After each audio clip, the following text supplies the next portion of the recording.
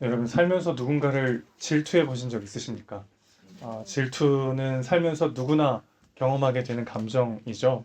질투나 시기심을 경험하기 위해서 그렇게 많은 나이가 필요하진 않습니다. 모든 첫째 아이들의 질투는 둘째가 태어나면서부터 시작이 되죠. 자신에게만 향하던 사랑과 관심이 저 말도 못하고 걷지도 못하는 핏덩이에게 향하는 것을 보면서 어, 선배 아기는 엄청난 배신감과 박탈감을 경험하죠. 불같은 시기심이 올라와가지고 몰래 동생 눈을 찌르기도 하고 우연을 빙자하여 살짝 지려밟고 지나가기도 합니다. 제 경험담은 아니고 많이 들어봤던 얘기인데 성인이 되어서도 누군가를 좋아하게 되면은 더욱 빈번하게 질투를 하게 되죠. 그 사람의 시선, 그 사람의 미소 이런 것들이 오직 나한테만 향했으면 하는 그런 마음이 커질수록 질투는 더욱 불타오르기 마련입니다. 저는 아내를 대안학교 교사하면서 처음 만났어요.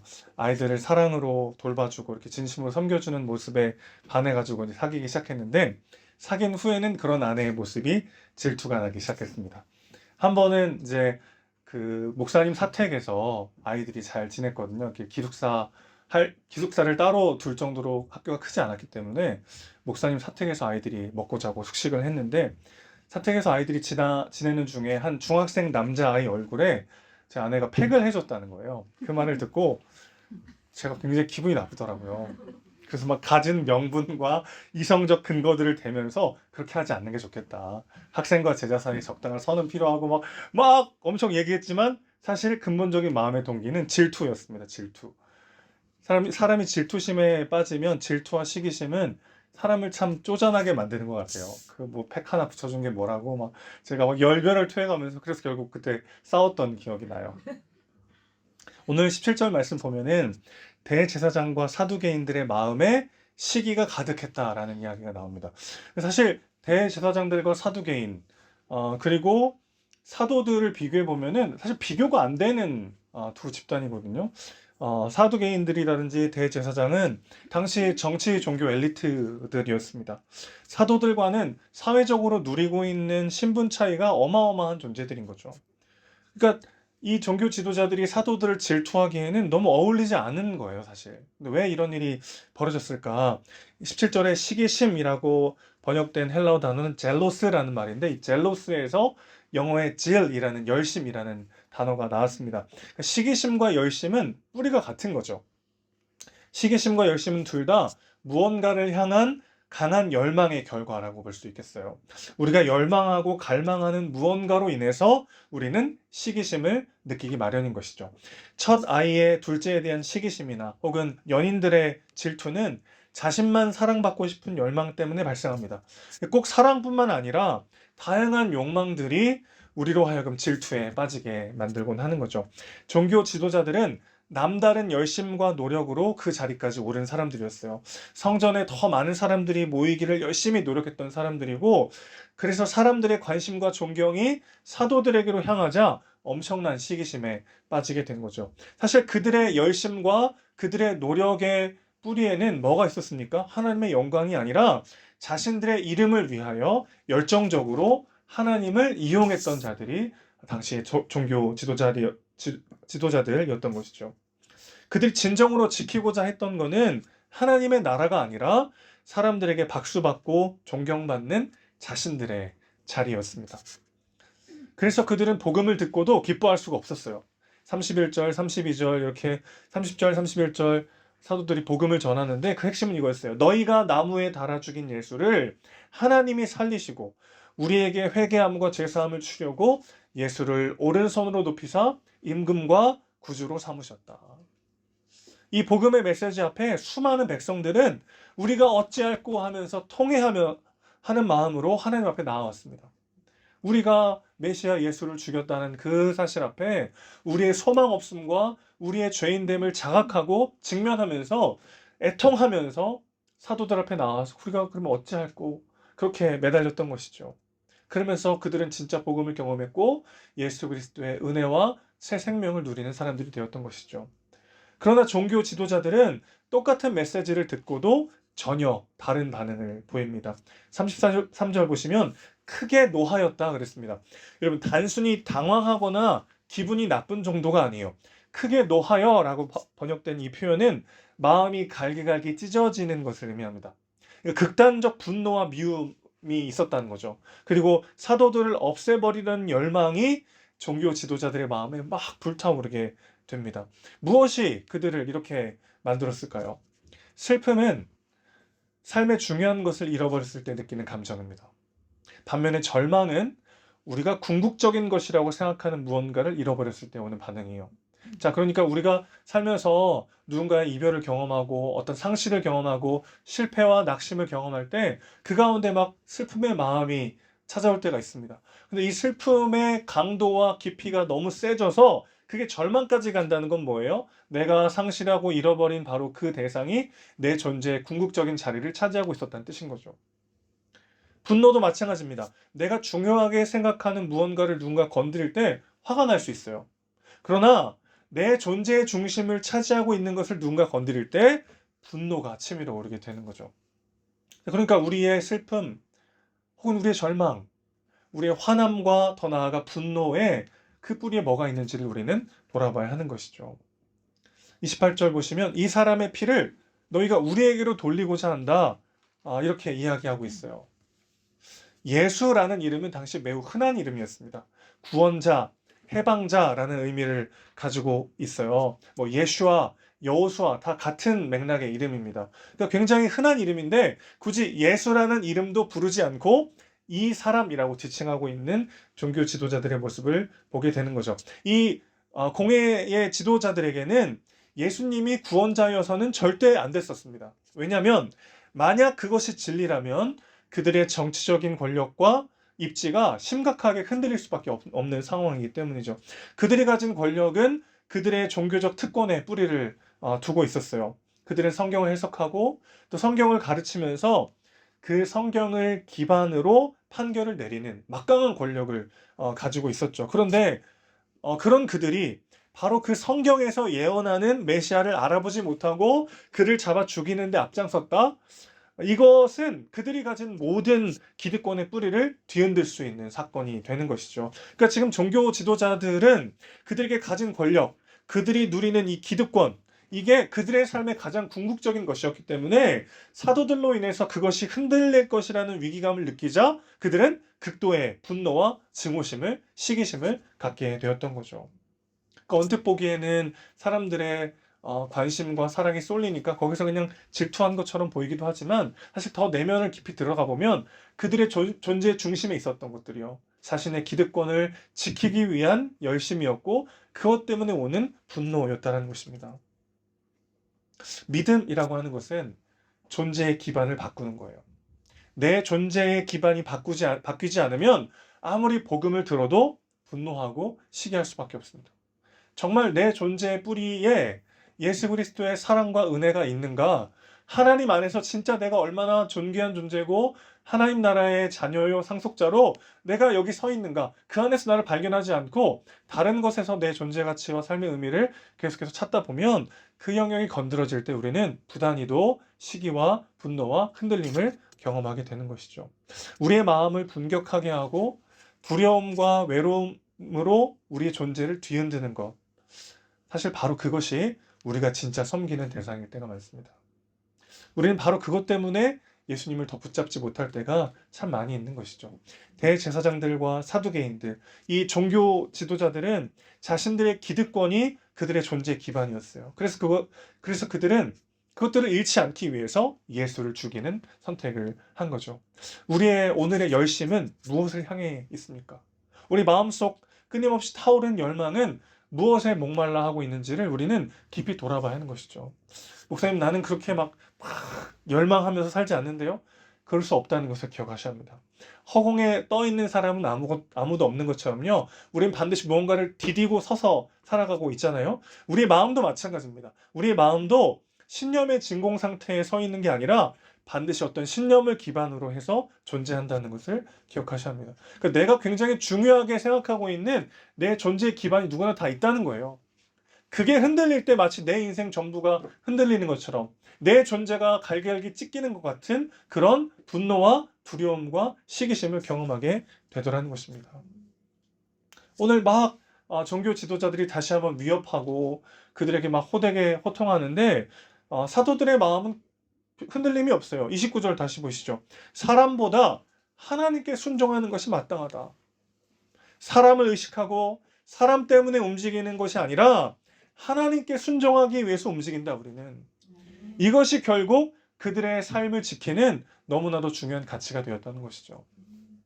여러분, 그럴 때 있잖아요. 막 10사람이 나를 좋아해도 한 사람이 나를 싫어하면은 마음이 흔들릴 때가 있습니다. 저만 나쁜 사람이 된 것 같아요, 지금. 공감하시죠? 막 100명이 나를 좋아한다고 해도 막 한 명이 와가지고 나에 대해서 막 뭐라고 하거나 나쁘게 얘기하면 거기에 흔들리는 게 우리의 마음이죠. 근데 거기에는 사실 어떤 마음이 숨겨져 있어요? 나는 모두에게 사랑받고 모두에게 좋은 사람이 되고 싶은 일종의 자기 숭배가 그 안에 깔려 있습니다. 그런데 오늘 사도들은 뭐라고 표현하고 있어요? 내가 사람이 아니라 하나님 보시기에 좋은 삶을 선택하겠다. 왜 그렇습니까? 그 하나님의 사랑과 부르심 안에 그들의 존재 기반이 있었기 때문인 것이죠. 그래서 예수를 만난다는 건 삶의 진정한 가치에 눈을 뜨는 것이라고 볼 수 있겠어요. 오늘 명확히 대조되는 두 인물이 본문에 등장합니다. 가말리엘이라는 사람과 사도들이 등장하는데요. 지나치게 막 감정적으로 대처하는 종교 지도자들을 보고 가말리엘이라는 사람이 중재에 나섭니다. 이 가말리엘은 당대 최고의 랍비였던 힐렐의 제자인 사람이에요. 당시 가장 영향력이 있는 바리새인 지도자였습니다. 후에 랍비들이 그의 경건과 학문을 막 칭송할 만큼 그는 널리 존경받는 율법 선생이었어요. 그가 종교 지도자들에게 제안합니다. 성급하게 하지 말고 좀 기다려보자. 당시 사람들에게 어떤 생각들이 있었냐면은 어떤 일이 지속된다는 건 보통 신적 도움이 있어야만 가능하다. 이런 전체적인 신념들이 있었습니다. 그러니까 누가 잠깐 반짝할 수는 있지만 정말 신이 그를 돕는 사람이라면 지속적으로 그가 계속 그 일을 할 수 있다라는 생각들이 다 있었던 거죠. 거기에 지금 호소하고 있는 겁니다. 34절 보시면 특별히 이 사람은 모든 사람에게 존경받는 자라 했어요. 여러분, 이게 얼마나 어렵습니까? 모든 사람에게 존경받는 건 정말 어려운 사람이에요. 한국 사회도 보시면 건드리지 말아야 될 사람이 딱 2명 있어요. 그 유재석이랑 그 피겨 여왕, 김연아, 여왕 이제 은퇴하셨으니까 1명밖에 안 남았어요. 유재석 같은 국민 MC가 그런 경우죠. 남녀노소가 다 유재석을 좋아하는데 가끔 이렇게 좋지 않은 댓글들이 달릴 때가 있었어요. 예전에 연예 기사 라인에도 댓글을 달 수 있을 때 보면은 가끔 정말 가문에 콩나듯 안 좋은 댓글을 누가 달면은 오히려 그 사람을 욕하는 댓글들로 막 도배가 됩니다. 그것처럼 가말리엘은 당시 모든 사람들에게 절대적인 신뢰와 존경을 받는 사람이었어요. 심지어 그가 죽었을 때 사람들은 율법의 영광이 끝났다라고 말할 정도였습니다. 그래서 종교 지도자들도 그의 말을 따라서 사도들을 풀어주게 되죠. 그런데 여기서 우리가 중요한 한 가지를 발견하는데 유대인을 대표하는 당대 지성이었던 가말리엘도 예수님에 대해서는 온전히 이해하지 못했다는 거예요. 가말리엘에게 예수는 드다나 유다같이 잠시 스쳐 지나갈 문제에 불과했던 것이죠. 이 드다라는 사람은 사람들을 막 모아가지고요, 요단강을 내가 갈라지게 하겠다, 그렇게 이제 끌고 갔던 마술사였어요. 로마 총독이었던 파두스라는 사람이 군대를 보내서 군중들을 죽이고 그를 체포해서 참수형을 시켰죠. 그러니까 그가 막 군중들을 선동했고 잠깐 반짝했지만 결국 죽지 않았냐, 결국 처리되지 않았냐, 그러니까 기다려봐라, 그렇게 지금 이야기하고 있는 거죠. 갈릴리에 유다라는 사람이 있었습니다. 주후 6년의 세금 반란을 주도했던 사람인데요. 로마는 그가 머물고 있었던 세포리스라고 하는 도시 전체를 파괴함으로써 보복을 가한 일이 있었습니다.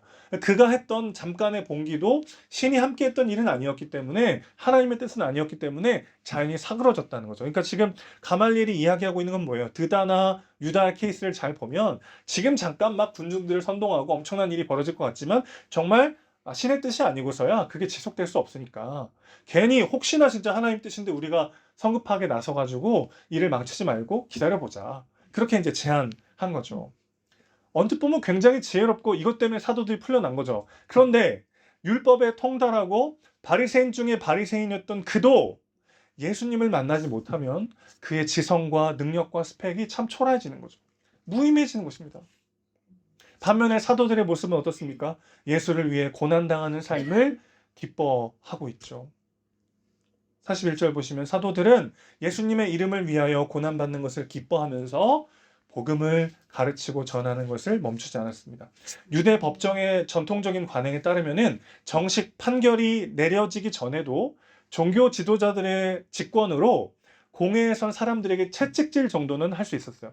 근데 채찍질이 그냥 뭐 살짝 따가운 정도가 아니고요. 엄청 심한 건데 이것도 종교 지도자들의 권한이 그만큼 막강한 거죠. 아직 정식 판결이 나오기 전인데도 채찍질 정도는 해서 보낼 수 있습니다. 그러니까 꼴 보기 싫었던 사도들을요 진짜 거의 죽도록 패가지고 채찍질해서 다시는 예수의 이름을 전하지 말라고 강력하게 위협한 다음에 풀어주게 됩니다. 지금 사도들의 상황을 한번 보세요. 막 얻어 터지고 막 온몸이 상한 데가 없어요. 막 권력자들의 주요 요주 인물로 낙인 찍혀가지고 뭐 출세길도 막히고 정말 인간적으로는 소망이 없는 그런 상황에서 그들이 기뻐 뛰며 즐거워하고 있는 거죠. 둘 중 하나입니다. 온갖 채찍질 때문에 미쳐버렸거나 진짜 가치를 붙잡았거나 진짜 생명, 진짜 가치에 눈을 떴기 때문에 그들의 현 상황이 현실이 전혀 다른 눈으로 해석되더라는 거죠. 제자들이 원래 이런 사람들이 아니었어요. 누가 더 높은 곳에 앉을 것인가에 훨씬 더 관심이 많았던 사람들입니다. 예수님이 십자가를 지시고 죽으시고 부활하실 것이라는 얘기를 숱하게 하셨는데도 그걸 들으면서도 한 귀로 흘려버리고 이제 조금 있으면 예수님 잡혀가시는 그날 시점이 다가오는데도 막 누가 클 거냐, 누가 예수님의 오른쪽과 왼쪽을 앉을 거냐 그런 걸로 막 싸웠던 사람들이죠. 그런데 그들은 이제 진정한 가치에 눈을 뜨게 되었습니다. 지난주가 설이었잖아요. 세뱃돈을 주는데 저희 아이들이 아들이 둘이고 저희 처제네가 딸이 둘입니다. 그래서 이제 서로 얼마씩 줄지 대략적인 합의를 보고 갔어요.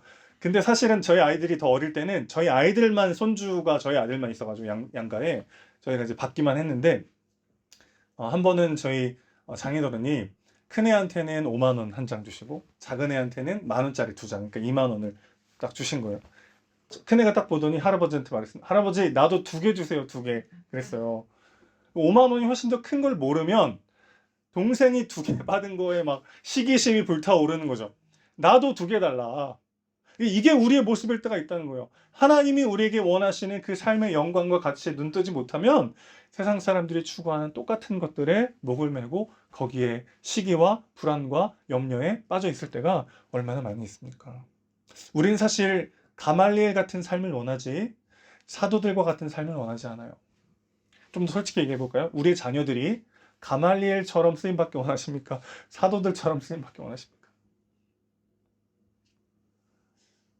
승승장구하고 그 분야의 탁월한 성공을 얻어서 모두에게 인정받는 사람으로 쓰임받기 원하지 맨날 어디서 얻어맞고 터지고 재산도 없고 근데 막 혼자 막 기뻐하고 막 우리 자녀들이 그런 삶을 산다고 하면 얼마나 참 마음이 답답할까요? 누구에게나 인정받고 존경받고 내 분야에서 최고가 되고 이것에 내 삶의 가치와 목표를 두고 살 때가 우리가 얼마나 많습니까? 이것 자체가 나쁜 건 절대 아닙니다. 그러나 우리는 그 너머의 것을 볼 수 있어야 합니다. 이 땅에서의 성공과 소유에만 우리의 모든 시선과 마음이 향해서는 안 된다는 거죠. 그 수준에 머물러서는 안 된다는 것입니다. 그걸 넘어서서 영원한 영광과 생명과 영원한 사귐으로 우리를 초대하시고 그 길로 우리를 인도하시는 하나님 앞에 그분이 보여주시는 진짜 가치에 눈을 떠서 나아가야 하는 것이죠. 교회란 누구입니까? 교회란 그 이름을 위하여 기뻐하는 자들입니다. 예수 그리스도의 이름을 위하여 우리가 어떤 상황에서도 그분을 위한 삶을 살아가는 것을 기뻐하는 자들이 진짜 교회인 것이죠. 우리 은혜샘 교회가 그런 교회가 되길 소망합니다. 예수 그리스도의 이름을 위하여 우리의 슬픔과 기쁨, 우리의 있음과 없음, 우리의 앉고 일어섬, 우리의 성공과 실패, 그 모든 것들이 오직 예수 그리스도의 이름을 위하여 사는 삶, 그것으로 해석되는 우리 모두가 되길 소망합니다. 더 많이 갖고 더 높이 올라가는 것보다 그리스도의 이름을 위하여 당하는 고난마저 기뻐하는 인생 되는 우리 모두가 되길 소망합니다. 그러기 위해서는 진짜 가치에 눈을 떠야 된다는 것이죠. 그런데 사실 우리는 그 하나님의 영원한 영광에 눈을 뜨기에는 너무나도 이 땅에서의 가치와 이 땅에서의 사람들이 추구하는 것들이 너무 크게 보일 때가 있습니다. 5만 원짜리 한 장 받는 것보다 2만 원짜리 두 개 받는 것이 더 좋은 것처럼 느껴지던 아이의 눈처럼요. 우리의 눈이 그럴 때가 얼마나 많이 있어요. 그래서 우리 주님께서 그런 우리를 고치시고 회복시키시기 위하여 우리 대신 죽으시고 부활하신 것이죠. 예수님 십자가를 지실 때 머리에 가시 면류관을 쓰십니다. 그 로마 군병들이 유대인의 왕이라고 희롱하면서 왕관을 씌워준다고 가시로 된 면류관을 씌웠어요. 학자들은 이때 억센 가시가 예수님의 이마를 뚫고 들어가서 시신경이 상하고 온통 피가 범벅이 되어 앞을 보지 못했을 거라고 이야기합니다. 죄로 망가지고 상한 나의 눈을 고치시기 위해서 그분께서 친히 우리를 위해 장님이 되신 거죠. 십자가에서 우리 주님이 이루시고자 했던 건 이것이었어요. 누가복음 4장 18절 말씀 우리 같이 한번 읽어보겠습니다. 시작. 주의 성령이 내게 임하셨으니 이는 가난한 자에게 복음을 전하게 하시고 내게 기름을 부으시고 나를 보내사 포로된 자에게 자유를 눈먼 자에게 다시 보게 하고 아멘. 여러분, 우리는 돈과 성공과 사람의 인정과 쾌락의 노예가 되어 살아갈 때가 참 많이 있어요. 그런 우리를 자유케 하시기 위해서 그분의 손과 발이 결박되셨습니다. 눈뜬 장님처럼 진짜 영원한 가치를 바라보지 못하는 영적 장님인 우리를 위해서 그분이 친히 장님이 되셨죠. 질투와 시기심으로 가득해지고 뭔지 모를 불안과 두려움이 엄습할 때 그리스도를 보셔야 돼요. 그분께서 우리의 눈을 뜨게 하실 것입니다. 진짜 바라봐야 할 것을 보게 하실 것입니다. 여러분, 우리는 그래야 살 수 있습니다. 끊임없이 내 욕심, 내 계획, 내 생각에 빠져서 하나님이 내게 주시고자 하는, 하나님이 바라보라고 하시는 그것들을 보지 못하고 있을 때 다시 한번 그 주님의 말씀 앞에 우리 삶을 내어드리는 우리가 되길 소망합니다. 그 이름을 위하여 고난받기를 기뻐하는 참 교회로 세워져가는 우리 모두가 되시기를 주님의 이름으로 축원합니다.